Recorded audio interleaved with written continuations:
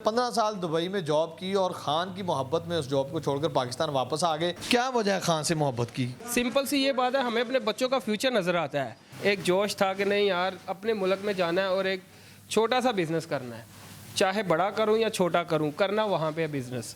अस्सलाम वालेकुम नाज़रीन, डिजिटल रंग के प्लेटफॉर्म से शुएब हसन आपसे मुखातिब है। आज हम आपकी मुलाकात ऐसे भाई से करवाने जा रहे हैं जिन्होंने 15 साल दुबई में जॉब की और खान की मोहब्बत में उस जॉब को छोड़कर पाकिस्तान वापस आ गए और अपना बिजनेस छोटे से पैमाने से स्टार्ट किया। और आज कहाँ पे हैं उनसे जानते हैं। अस्सलाम वालेकुम। वालेकुम सलाम। क्या हाल है?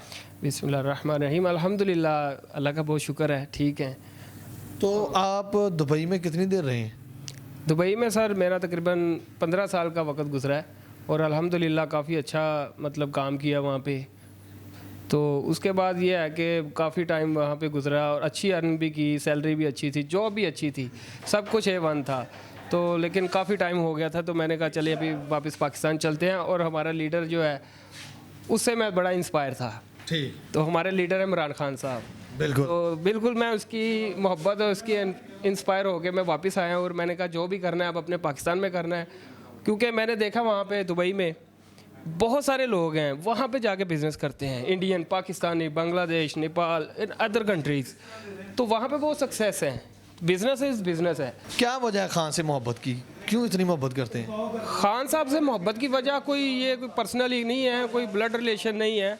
सिंपल सी ये बात है, हमें अपने बच्चों का फ्यूचर नज़र आता है। खान साहब की जो स्पीच होती है, खान साहब का जो एम है ना, वो हमारे लिए नहीं है, वो हमारे बच्चों के मुस्तकबिल के लिए है। तो मैं यही चीज़ समझता हूँ कि जो लीडर है ना, वो वही होता है जो हमारे फ्यूचर के लिए, हमारे बच्चों के लिए कुछ अच्छी सोच रखता है और कुछ अच्छा विजन देता है।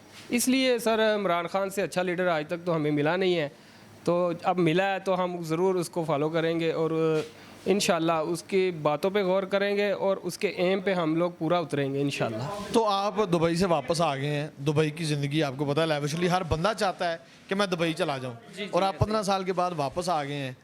कैसा फील किया आपने वहाँ की ज़िंदगी में और यहाँ की ज़िंदगी में? क्या फ़र्क है? वहाँ की ज़िंदगी बहुत अच्छी है, मैं बिल्कुल ये नहीं कहूँगा कि वहाँ की ज़िंदगी अच्छी नहीं है, क्योंकि मैंने वहाँ पे 15 साल का अरसा गुजारा है, बहुत अच्छी अर्न की है, अच्छा कमाया है, जो कुछ भी बनाया है मैंने वहाँ ही मेहनत करके बनाया है। वहाँ पे एक चीज़ सबसे अच्छी है कि वहाँ पे आपको इनकम अच्छी मिलती है, आपको काम के लिहाज से उसकी सैलरी अच्छी मिलती है, वहाँ पे पैसे हैं, ठीक है। लेकिन जो मोहब्बत है, जो रिश्ते हैं, जो माँ बाप, बहन भाई, बीवी, बच्चे हैं, वो सब यहाँ पे है। तो वहाँ लाखों कमा के भी नींद नहीं आती थी सुकून की।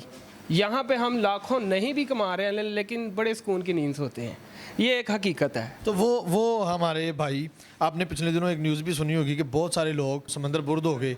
तो ऐसे लोग जो मोहब्बत रखते हैं बाहर जाने की, उनको क्या मैसेज देंगे आपके? वो पाकिस्तान में रह के क्या कर सकते हैं? नहीं, पहली बात तो ये है कि सबसे पहले तो ये तरीका जो वे है ना उन लोगों का, ये बिल्कुल गलत है। ठीक है, आप अगर किसी भी कंट्री में जाना चाहते हैं जाएँ थ्रू ऑफ लीगल, मतलब इलीगल रास्ता जो है ना वो किसी भी काम में ना सक्सेस नहीं है। तो आप अच्छे तरीके से अगर कहीं भी जाते हैं तो जाएं। लेकिन मैंने अपनी ज़िंदगी में एक ही चीज़ नोट की है कि आखिर वापस ही आना पड़ता है। पाकिस्तान में ही हमारा सब कुछ है, तो हमें आखिर जब वापस ही आना है तो क्यों ना हम अब थोड़ा टाइम से आएँ।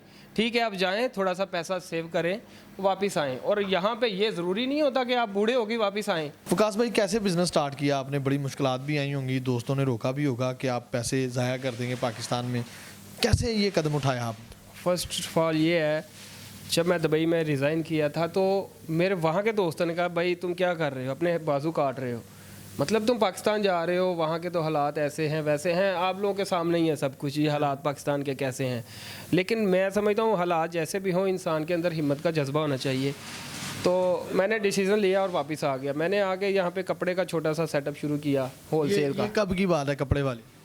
मैं फ़र्स्ट टाइम ना पाकिस्तान में 2016-17 में मैं आ गया था वाइंड अप करके। ठीक। फिर मैंने तकरीबन 1 साल यहाँ पे आज़म मार्केट में होलसेल कपड़े के काम में टाइम वेस्ट किया। वेस्ट नहीं होता, कोई भी टाइम वेस्ट नहीं होता, वो एक तजर्बा होता है ज़िंदगी का। तो फिर कोई उसमें सेटअप नहीं बना, तो फिर मैं थोड़ा सा डिसाइड हो गया, फिर मैं वापस चला गया। ठीक। वापस जाके फिर 1 साल मैंने वहाँ पे जॉब की है। लेकिन बात वही है कि एम था, एक जोश था कि नहीं यार, अपने मुल्क में जाना है और एक छोटा सा बिज़नेस करना है, चाहे बड़ा करूं या छोटा करूं, करना वहाँ पे है बिज़नेस। फिर सुना है आपने कोई दूध शूध का काम भी किया? बिल्कुल सही। मैं फिर वापस आया हूँ वहाँ से रिज़ाइन करके, 1 साल मैंने जॉब की, वापस आ गया फिर। और आप बिलीव करें, मैंने यहाँ पे आके ना थोड़ा सर्च किया अपने आप को, इधर राइट लेफ़्ट, तो फिर मैंने ना दूध का काम शुरू किया। पहले दिन मैंने 17 केजी ना 17 लीटर दूध लाया हूँ और अपने घर में और 1-2 दोस्तों को मैंने दिया। तो इस तरह करते करते फिर मैंने एक छोटा सा डेयरी की शॉप बना ली। तो वहाँ पे मैंने तकरीबन अब 7-8 महीने काम किया और मेरा माशाल्लाह बहुत अच्छा सेटअप हो गया था और मेरा यानी कि घर का सिस्टम चल रहा था। और मैं आपको एक और बात बताता चलूँ, जिस तरह से मैंने दुबई में अपनी लाइफ गुजारी है, मेरी फैमिली भी वहाँ पे थी, मेरे बच्चे भी थे वहाँ पे मेरे साथ, तो मेरे लिए ये स्टेप लेना बहुत मुश्किल था दूध का। बिल्कुल। लेकिन मैंने इस चीज़ को नहीं देखा। मैं ये समझता हूँ कि ज़िंदगी में जो है ना, बिज़नेस हो, छोटा हो, बड़ा हो, वो होना चाहिए। वो आपकी कमज़ोरी नहीं है, वो आपकी शान में गुस्ताखी नहीं है, वो आपकी रिस्पेक्ट है, इज़्ज़त है। वही आपको इज़्ज़त देगा और वही आपको कामयाब करेगा। फिर दूध से आपने बेकरी तक का सफ़र तय किया? जी, 6-7 माह मैंने दूध का किया और साथ साथ मैं फिर यही चीज़ देख रहा था। कभी मैं बाइक पे निकल के दूसरे एरिया में जाता था, कभी मैं लेफ़्ट साइड राइट साइड में घूमता रहता था, देखता रहता था कौन सा बिज़नेस किया जाए, क्या किया जाए, मतलब लाइफ में साथ साथ वो बिज़नेस भी अर्न करता रहा हूँ। तो मेरी जो समझ में आई, फिर मैंने कहा ये बेकरी का काम कर ले। ये एक मल्टी बिज़नेस है, इसमें मतलब जनरल स्टोर भी है, बेकरी भी है, मतलब ऑल ओवर आप इसमें हर चीज़ बाई कर सकते हो। आपने अपनी बेकरी का नाम मॉडर्न बेकरी मुझे नज़र आ रहा रखा, ये कैसे ख्याल आया? सुना है दुबई में भी इस तरह की कोई बेकरी है? हाँ, ये आप कह सकते हैं, क्योंकि मेरी जो फर्स्ट कंपनी थी वो मॉडर्न बेकरी ही थी। और ये है कि मुझे मॉडर्न बेकरी से बहुत अच्छा रिस्पांस मिला है, मेरी बहुत सारी यादें हैं, मेरे भाई भी हैं वहाँ पे।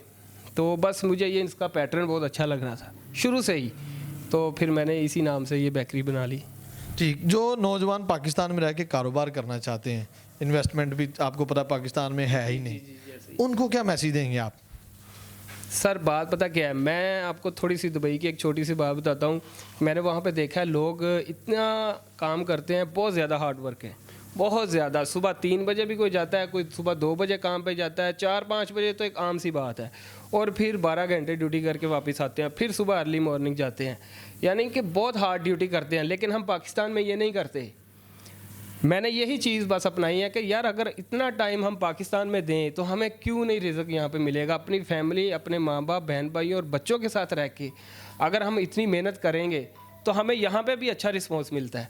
और अल्हम्दुलिल्लाह मेरी अल्लाह ताला की ज़ात पे बहुत यकीन है, अल्लाह के तवक्कल अल्लाह की ज़ात पे होना चाहिए। और मुझे यकीन है कि इंशाल्लाह मैं इंशाल्लाह यहाँ पे भी कामयाब हो जाऊँगा। अभी मेरा ये स्टार्ट है, आज 5वां दिन है, ठीक है, तो मुझे बहुत अच्छा रिस्पॉन्स मिल रहा है और मुझे लगता है कि मेरा यहाँ पे आने का मकसद पूरा हो गया है। इंशाल्लाह अल्लाह ताला और भी अच्छा करेगा, क्योंकि देने वाली ज़ात ऊपर के वाली है। तवक्कल इंसान का मजबूत होना चाहिए।